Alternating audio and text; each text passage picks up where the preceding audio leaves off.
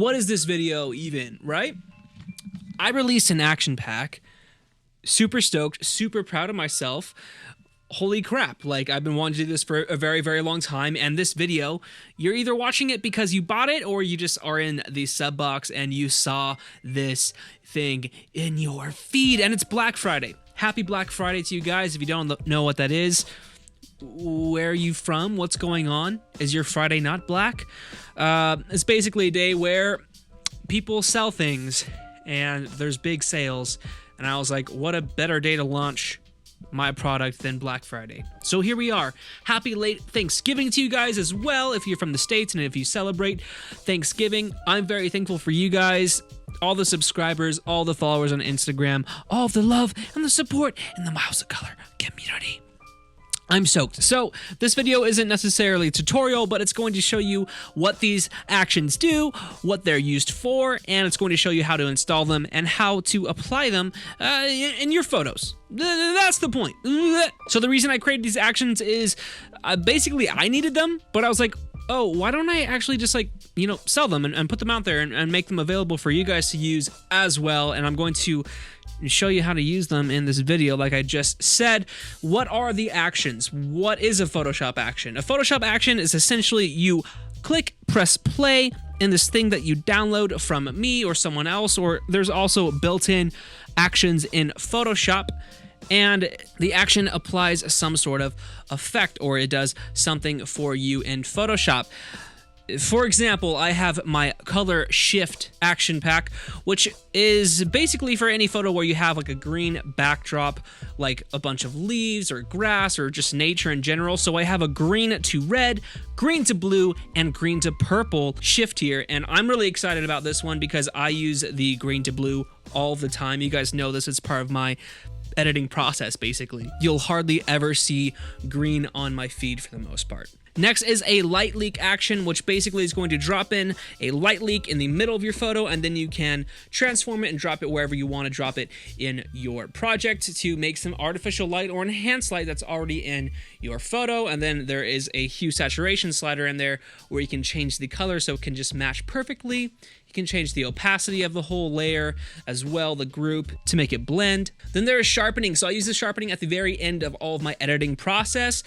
Every single time, every single photo, I use this before I export, and it basically combines all of your layers, adds a high pass sharpening on there, and then a little bit of grain as well, just to give it a nice little finish on your photo. If you don't like it, you don't have to use it, but I love it, and I use it in every single photo that I post. Next, we have local dodge and burn and frequency separation. So this isn't going to actually retouch your photo for you. That's not how that works. That would be awesome if you could just click a little button and I would just, go in there and freelance frequency separation or local dodge and burn your photos. That would be great. Not very feasible on my end, but this is the next best thing. So it's going to set up the layers the way that I retouch my photos. And I also have a video on how to do that for frequency separation. I also am going to link a video down below for local dodge and burn. And then I'll show you how you can actually use these actions for yourself using my action. And then I'll show you how you can actually use the local dodge and burn the way I would do it in this video as well. I might make a video for local dodge and burn. Let me know if you want to see it down below. I don't use it all the time, but I do use it for like close-up portraits where I need all that detail. Timestamps are right here, okay? Timestamps for everything right there. Now, let me show you how to install these bad boys. Okay, so you're going to go to wherever, I'm guessing it's going to be in your download section on your computer. So let's just pretend that we're in our download section, but we're not, right? So I already have them here. And then the easiest way to load them in is to bring them wherever you want to actually save them, right? So if you want to save them on your hard drive, you just create a file on your hard drive wherever you want to make them. For me, they're going to be on my external hard drive. So Miles of Color, and then I have my merch section here, and then actions, and then here are all my actions. Just know where you want to locate them, know where you want them to be. You can also go into Applications, Photoshop, Presets, Actions, and then you can copy and paste them into here as well, where they will be located. But that being said, once you are ready, go into your Photoshop File, get your photo edited however you want it to be edited before you drop it into actual Photoshop. And you're going to go to your actions window. You can go up to Window, Actions, and it'll pop up. I have mine selected already. And then go up here to these little, I don't know, horizontal bars, whatever you want to call them. Click it. Go down to Load Actions. Click it. And then bring in any of these actions, and they will pop up in here. So I already have mine loaded up, obviously, so I don't want to do that. I'm going to delete this.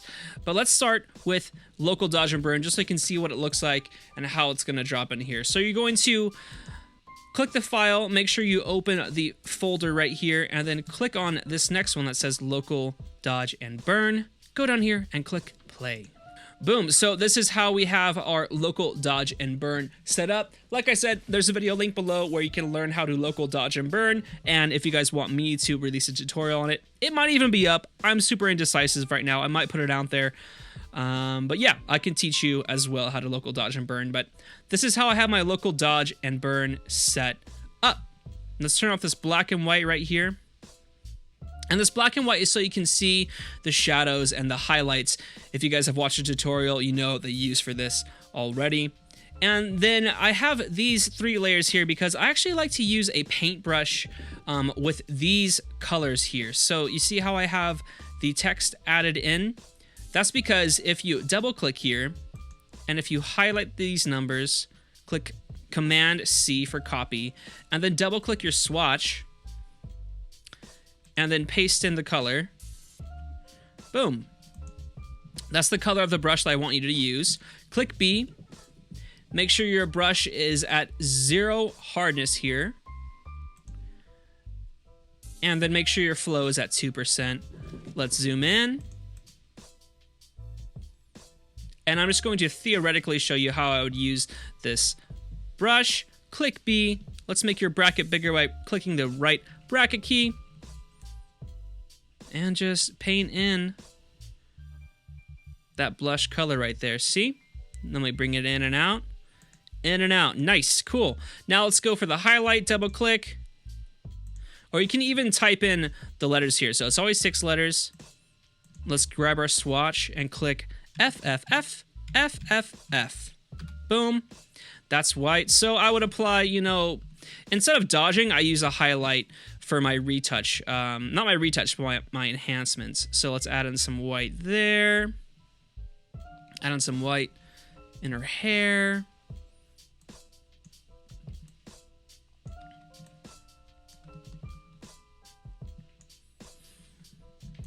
Zoom out a little bit. Bring it in and out. See, so that's how I would use my highlights right there. And then let's go to the shadows right here, which the brush would be double click on swatch, and that looks like 6 zeros. 1, 2, 3, 1, 2, 3. Just like my grades in high school. Let's zoom in here. Click B. And then we're just going to fill in the eyebrow right here, just so you guys can see how I would apply that. Boom! And then let's also just kind of click and drag around her face a little bit. Just kind of give her a little bit of framing. And Command 0 to zoom out of here. Boom! And those are the colors that I would add in here and do a little bit of light, just enhancements. That red's a little too strong, but theoretically, that's how I would use that layer. Also, you have this blemish removal layer. What's really cool about this, if you click J, and if you're on the spot healing brush here, and make sure you click sample all layers, zoom in, or here, we even have this leaf on the log here. Let's see how this works. Ooh, scared, first time doing this. Let's just try correcting it. Boom, nice, cool. So we're using a blank layer right here, but however, since we click sample all layers, we can make these selections, not selections, but corrections using our spot heal, and it's not going to affect the background layer, right? But it's gonna be on this blank layer, which is really cool. And I actually use this mainly for removing blemishes and whatnot, stuff that we're not going to do with local dodge and burn. Jeez, this scroll takes forever. You can even use it to get rid of hairs or little lines or something on your model's face. Of course, you know, stay true to their face, stay true to their look if you can. I'm saying that as someone who's terrible at that. But yeah, so that's what you can use that for. Okay, next action is frequency separation, which I feel like might be the most popular one that we're going to have here. So let's click play on frequency separation here and make sure you open up that folder once again and click on frequency separation. Boom. Awesome. And so if you know how to use frequency separation, awesome, you're all set up. And you can also use these layers here, which I showed how to use in the previous video. To skip back like 15-30 seconds and you can see how to use these bad boys here. But you also have your regular just frequency separation, skin texture, and skin tone. And if you don't know how to use these, click the card up here. I have a full-on tutorial on how to use this, and this will save you from actually having to create your own action or manually go in and make your own layers. This will just bring everything in right away exactly how you need it. Great. Next is our color shift. So let's open up the color shift folder right here. Click on the folder. Click the arrow down, boom, and we have these three actions: green to blue, green to red, green to purple. Let's start with green to blue. Click play right here. Make sure you have this highlighted, green to blue, and then click play. Boom, that is pretty cool. But something funky happens. I was not able to fix this. I tried to make the action many times, but it didn't work. So make sure you click on this selective color right here, and then click absolute instead of relative. You have these two options, relative and absolute. Click absolute on both of these layers. And unfortunately, you're gonna have to do these on every single layer when you're using this color shift, but that's very minimal work compared to actually going in and changing all the colors. I also gave you this layer mask right here that you can use. Click on that layer mask, click B for the brush, click X, or just make sure that you're painting black. I'm gonna bring my flow up a little bit here. Let's like say 50%. Let's bring the hardness up a little bit. That's what she said, up to like 50% as well. Zoom in a little bit, and you can see her shirt, funky. That's not how we want her shirt to look. So let's paint all over Amber here. Metaphorical paint. Not metaphorical, but you know, not literal paint. And that's one way you can just make a selection to make sure that your model's not being affected by the color shift. Of course, you can actually go in and make a selection using the quick wand. What? Is that what it's called? Quick selection tool as well. You don't have to use a paintbrush. Sometimes I just like to use a paintbrush because I like to go in and be kind of, you know, as accurate as I can be with my own hand. I think it's, you know, a little flaw of mine by doing this, but it's fun to do. And I'm making a terrible selection. I'm just kind of showing you guys what can be done here, right?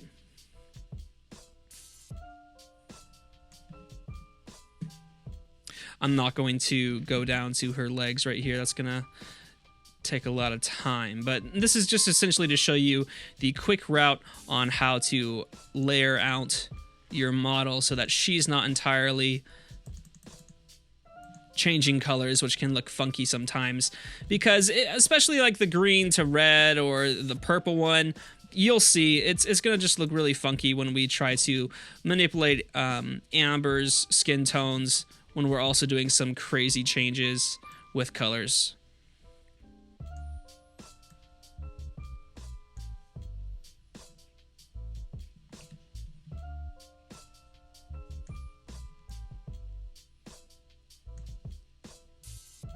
Boom, let's zoom out in here. Awesome, so that is our green to blue. I'm going to make a little layer here by clicking that, just so I can have this here for later for you guys to see what happens next. Let's do green to red. Boom, pretty cool, right? Really cool shift here. Obviously, we don't want Amber looking like that, so let's drag that layer back up there. Boom, looks pretty good. Obviously, that's not a clean selection at all. Very, very bad selection, but you get the idea. You want to draw out your model once you've made this color shift, and then you can make your own selective color layer to kind of balance out not Amber, but your model and the rest of the photo. So make layer masks your friend. Last but not least, let's do green to purple. Click play here. Boom. Nice. This is one of my favorite ones, and also didn't change her that much, right? And then we're going to drag up this layer as well. There. Cool. And we have a nice complementary yellow and purple hue. Okay, next up is a light leak. I actually want to mess with our green to blue right here from the color shift pack. Boom. Make sure we change our absolutes. Nice, we have our absolutes all changed now. Let's change our layer mask.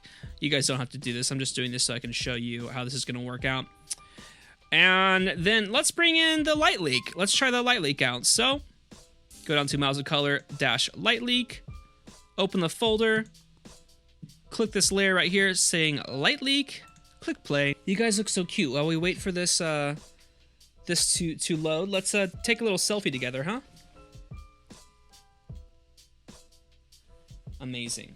You look so... Why do I look like a sponge and you look beautiful. Oh, our light leak. Okay, cool. So this layer's here. Let me explain the light leak layer. Group. Action. That's what it's called. Cool. So if we mute it, click this eyeball, bring it in and bring it out, we can see we have this light layer here in the middle of the photo. We're going to click right here on the ellipse. Click V. And then make sure you have Show Transform Tools controls up here highlighted or ticked. And we're going to drag this light up here into the corner. So let's click and drag. And then hold Shift, and you can kind of form this however you want to form it. You can also use the video I have about drawing your own light, artificial light. But I like to use this just because it's a little bit quicker sometimes just to get that light brought in here. Boom. I think that will look good. That's the shape that we want. Click enter, and let's wait 2 years for this to finish. So what are you going to do with your 2 years, do you think? Write a book or something? Nice. Yeah, write a book. Oh, here we are. 2 years, fast. How's your book? Let's go over here to our hue and saturation layer, and you can actually manipulate. That's how you say it. The colors a little bit. I'm gonna bring mine to more of like a red tint because it goes with the blue that we were messing with before. And boom, now we have this kind of cool light leak coming in. Let's bring it in, bring it out. Yeah, I like that because it just adds this kind of ethereal element to the photo. I also have this action. Oh, it looks like I have it on 100. Oh, I have the ellipse down here at 30 opacity. So if you brought it up to 100, you'll see how strong it gets. It's gnarly, right? We don't want that. We don't want that. Let's bring it down to 30%. Boom. I like that. And then you can click on this layer mask right here. Make sure you're painting black. I'm going to bring the hardness down and the flow down a little bit, like 20. And I'm just going to paint on the side of Amber's face here because that wouldn't be getting hit by light, right? The back of her head would be getting hit by light, but not this side right here. That's not how light works. Let's just play into some of reality right there.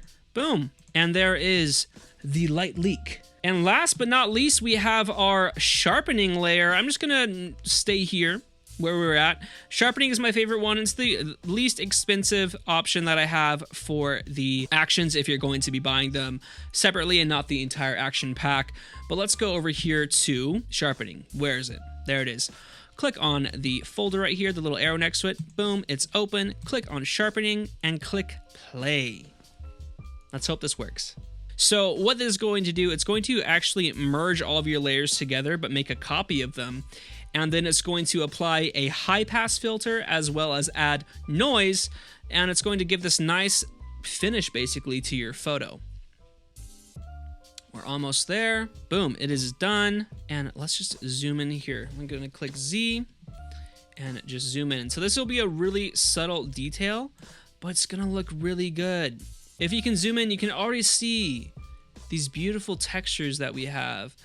Oh, I love the way this looks. It just gives your photo some actual character at the end of the edit, and it's going to kind of blend everything in if you have a composite or if you're doing a lot of manipulation to your photo. Adding the sharpening and adding this grain to your photo is really going to tie everything together and make it just look like it's natural, like it's almost like a film photo. And let's click the eyeball real quick, bring it in, bring it out. That's without, and that is with. Yeah, I just love it. Beautiful. Love it. Amazing. All right, guys, and those are the miles of color actions, Photoshop actions, whatever it's called. I'm a little sleep deprived if you can't tell, but that is the instructions on how to use them, a little preview on what they look like and what they can do for your photos. Like I said, it just speeds up the process having these actions, because imagine creating that local dodge and burn thing. Oh my God, it would take hours. Not really, but it would, well, local dodge and burn, yes. It would take a long time to actually get all those layers set up and get them consistent with every single photo. So I thought I would make this to make all of our lives a little bit easier. If you buy them, thank you. If you bought them, thank you so much. You're amazing. Thank you for supporting me. I hope they're worth your time. Please send me an email if something doesn't work out for you, if you don't like them, anything like that at all. If you have any ideas for improvements or any actions that you would like to see me add on to the action pack, because yeah, I just want to make your guys' lives easier. Thank you for being so supportive and for purchasing these. It means the world to me. I don't expect to really sell any of these, but if I sell like 5, happy. I'm a happy guy. Yeah, thank you so much. Seriously, thank you. And I'll see you in the next video. Bye.